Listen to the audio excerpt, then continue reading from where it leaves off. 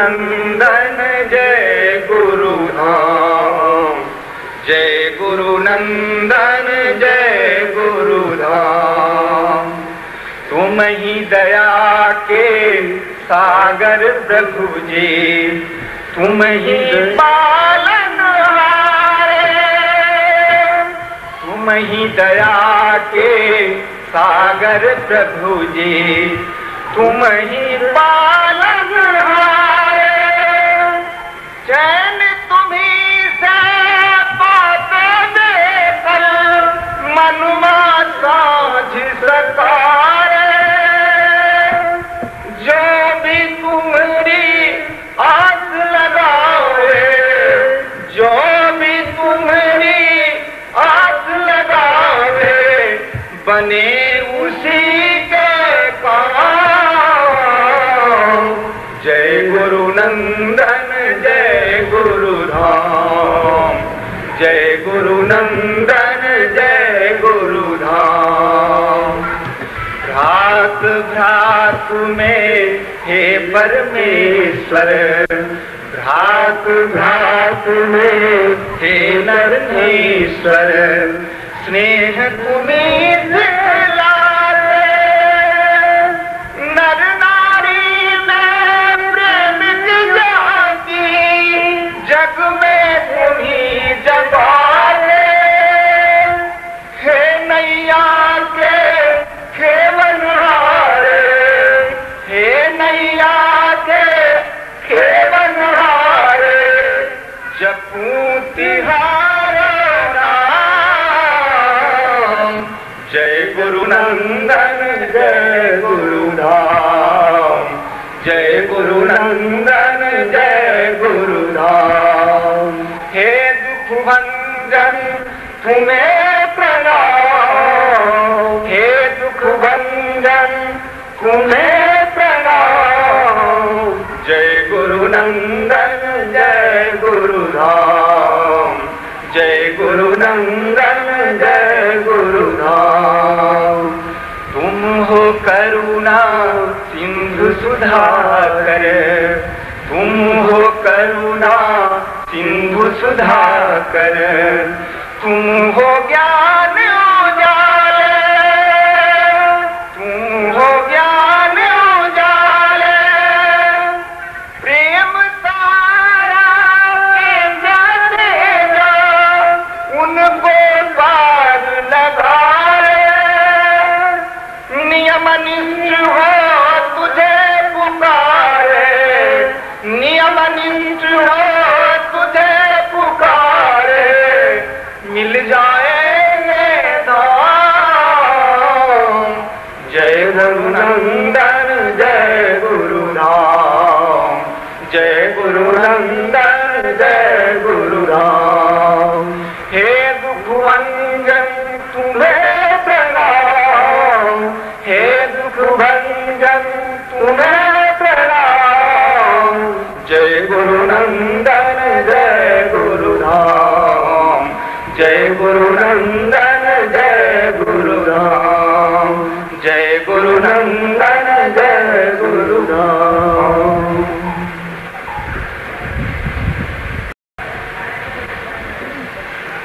जय गुरु नंदन जय गुरु धाम अपने प्रवचन और भजन के माध्यम से अपने उदारता और शील के सिंधु परम पूज्य गुरुवर को कोटि कोटि प्रणाम।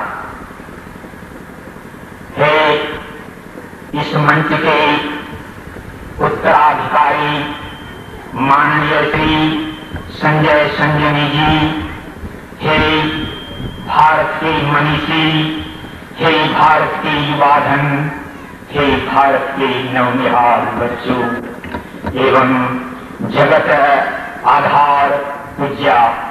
सचमुच में आज यह संगमा की धरती निहाल हो उठी है।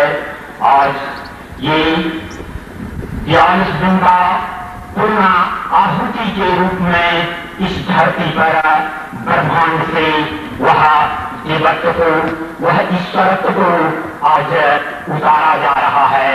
इसी देवत्व और धरती की पूर्णता हेतु आज हम पूर्णता की ओर जा रहे हैं। सचमुच में धन के पीछे दीवाना है और धन के उस मौलिक सूत्र को भूल गए हैं। अर्थशास्त्र का सिद्धांत है कि धन को गतिशील रखना है और अपने स्थिर रहना है। बाबा बराबर कहा करते थे कि दौड़ने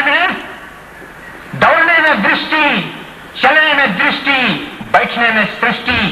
तो आज बैठने के बजाय सारे के सारे हम मानव दौड़ रहे हैं और नतीजा क्या होता है कि धन को स्थिर कर दिए हैं, हम चल रहे हैं और धन को चलना चाहिए, हमको स्थिर रहना चाहिए। तो इसमें आइए देखा जाए, कहता है कि धन कब टिकेगा? जब धर्म के साथ धन को जोड़ना है, जब धर्म के साथ धन को जोड़ेंगे तब जाकर के वह धन टिकेगा। बिना धर्म का धन टिक नहीं सकता है। इसलिए धन को कमाने के लिए धर्म को अर्जित करना होगा, तभी वो धन टिक सकेगा। और धन के बाद दिया है कि ये जो वासना है, वासना को ज्ञान के साथ जोड़ा गया है। वासना को किसके साथ रखा गया है? ज्ञान के साथ रखा गया है। और अंत में मुक्ति को रखा गया है कि वासना का मतलब होता है भोग तो सबों के लिए भोग करना है, लेकिन भोग करने के लिए हमको उस निवृत्ति मार्ग को पकड़ना होगा। उस कमल को देखना होगा कि कमल कहाँ रहता है? कीचड़ में रहता है, पानी में रहता है, लेकिन वो पानी में न डूबता है न पानी में भीगता है। इसलिए जब धन बढ़े, जब धर्म बढ़े तो धन बढ़े, धन बढ़े तो मन बढ़े, मन बढ़े तो मान बढ़े, और मान बढ़े तो आनंद बढ़े। और आनंद क्या है देखा जाए, ये आनंद जो है ये 3 शक्तियां हैं, ईश्वर की 3 शक्तियां हैं, सत चित आनंद। यही आनंद सत क्या है? जो जीवन को बरकरार रखे। जीवन को कौन बरकरार रख सकता है? तो सत्य जो है वो महालक्ष्मी है, वही जीवन को बरकरार रख सकती है। जिसके घर में लक्ष्मी नहीं वो जीवन बरकरार नहीं रह सकता है।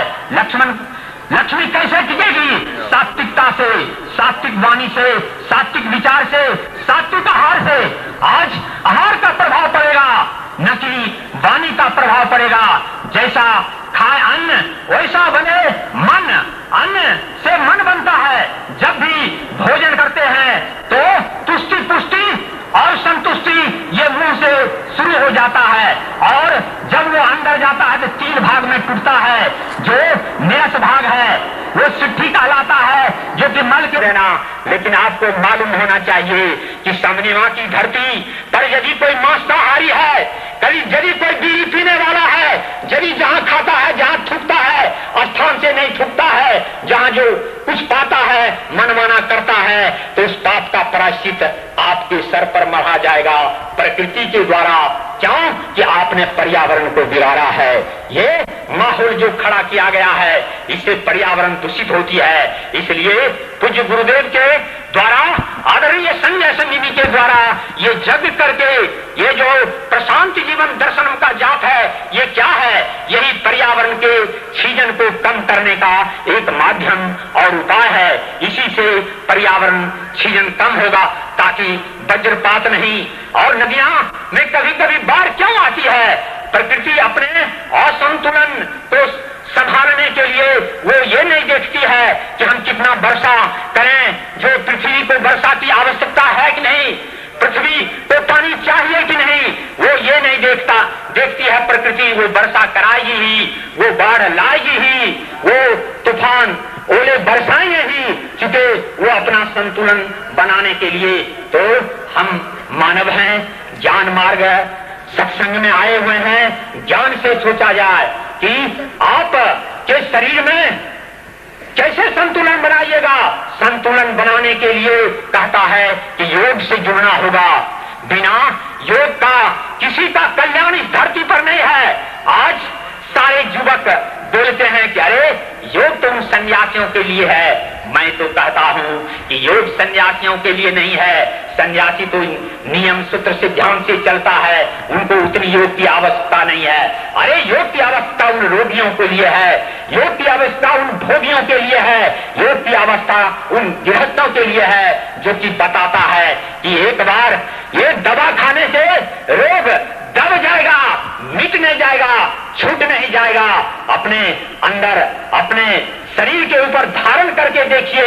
यदि आप योग में आते हैं तो सारे रोग छूट करके आप निरोग हो जाते हैं। ये निरोग का सूत्र क्या है? ये आपके शरीर में ये 5 रस हमेशा स्रावित होते रहता है। वो है रस, धातु, पित्त, कफ और वाय। पूज्य गुरुदेव से मैं एक सवाल कर दिया था अनजाने जाने में कि बाबा बोले कि अरे बच्चा तुम इतना सवाल क्यों करता है, तुमको कुछ दिमाग है कि नहीं? मैं चुप रह गया, दंग रह गया। बोले कि जो भी प्रश्न तुमको दिमाग में उठता है वो घर से खाली होकर के चलो, और खाली होकर के जब चलो और देखो यहाँ उसका उत्तर मिलता कि नहीं। ये ज्ञान मार्ग की चीज है, ज्ञान से काम लो। ठीक, बस एक प्रश्न मेरे दिमाग में उठ गया, एक लाइन में लिख सका और दूसरा लाइन छूट गया। घर से चला एकदम संतुलन भाव बना करके निर्विकार से कि देखें आज ये लाइन मिलता है कि नहीं। देखिए गुरुदेव और प्रकृति की लीला कितना विचित्र है। मैं बैठ गया, अपना कॉपी निकाल करके बैठा रहा। अब 2 मिनट समय था, सफिया सराय मंच की बात कर रहा हूं। 2 मिनट जब समय बचता है तो मैं निराश उदास होने लगा कि आज सच लगता है कि मेरे प्रश्न के उत्तर नहीं होंगे। लेकिन उसी 2 मिनट के अंदर में वो प्रश्न का उत्तर मिल गया। कैसे मिला ये मैं बता रहा हूं। मैं लिखा था या अनुरागी चित्त की गति समझो नहीं कोई, बस इतने लिखा। तब दूसरा ज्यों ज्यों डूबे श्याम रंग क्यों क्यों उज्जवल हो। पूज्य गुरुदेव इस पर बोले कि देखो बच्चा, अरे ये रविवार जो ये भारत का दिन है, विश्व को रविवार का दिन भारत को है कि सारे विश्व का स्कूल कॉलेज कार्यालय बंद रहते हैं। वो रेंची काटने के लिए, काम करने के लिए, कपड़े धोने के लिए नहीं आत्मन, वो कपड़े धोने के लिए रविवार के दिन नहीं आते हैं। रविवार के दिन आते हैं कि तुम अपने शरीर को इतना चार्जिंग सूर्य से कर लो, शरीर को इतना चार्जिंग बना लो कि 7 दिन तक उसी बैटरी से तुम्हारा काम चलता रहेगा, इतना बैटरी चार्ज होगा। इसलिए पूज्य गुरुदेव कहा करते हैं कि देखो बच्चा, ये नाभि बैटरी है तुम्हारा, पूर्ण ब्रह्मचर्य की अवस्था है, ये हृदय केसेट है, यहीं से भाव तरंग उमंग उठेगा। और ये कंठ स्विच है और ये मुख जो है हॉर्न है। जब उस बैटरी को ये प्रभु के बैटरी से, ईश्वरीय शक्ति से, वो सूर्य के किरण से तुम अपने बैटरी को चार्जिंग कर लोगे तो तुम्हारा ये मुख, ये हृदय केसेट इतना दुरुस्त रहेगा, इतना दुरुस्त रहेगा कि तुम जो है सो कभी ओज तेज से नीचे नहीं गिरोगे। इतना ही नहीं बल्कि वो कपित बाय की बात मैं कर रहा हूं। और कपित बाय वो बोले कि ये जो कफ है तो आप भोजन करते हैं, भोजन जितना मन होगा, यदि सात्विक भोजन है तो जितना मन होगा उतना करते रहिएगा। मालूम होना चाहिए कि भोजन का सूत्र से ध्यान क्या है। भोजन का सूत्र है कि भोजन को आधा करो, पानी को दूना, काम को तिगुना करो, हंसना को चौगुना। हंसने का सूत्र, एक बार यदि आप क्रोध करते हैं अपने बच्चों पर, अपने परिवार वालों पर, अपनी पत्नी पर, तो आपका 52 स्नायु मंडल टूट जाता है। 72 करोड़ स्नायु मंडल है, 52 स्नायु मंडल टूट जाता है। और एक बार जब आप दिल से हंसते हैं तो 13 स्नायु मंडल आपका जुटता है, तो 13 चौका 52। इसलिए पूज्य गुरुदेव कहे कि हंसना को चौगुना। अरे एक बार क्रोध करने के बाद दिन भर में 4 बार खुल करके दिल से हंसना होगा, तब जाकर के वो मेकअप होगा, और नहीं तो वो टूटते टूटते टूटते टूटते अस्वस्थ हो जाओगे, टूट जाओगे, गिर जाओगे। इसलिए वो कपित बाय और ये जो हार्मोन की मात्रा है शरीर के अंदर वो असंतुलित होते रहता है, तो योग साधना में ये कमाल है कि इसका ये संतुलन बनाए रखता है। सिर्फ बोलने से होगा कि हम स्वस्थ कैसे रहे हैं, इसको आचरण में उतारना होगा। योग सिद्धांत, योग ये भारत भूमि का अपना एक अनुसंधान है, एक खोज है, और ये खोज चेतन तत्व पर है। चेतन तत्व का इसने खोज किया, और इसका जो अंतिम टुकड़ा है, अंतिम जो भाग है, अंतिम जो हिस्सा है। अब मेरा समय टूट गया, समय के साथ चलना ही ठीक है। इन्हीं शब्दों के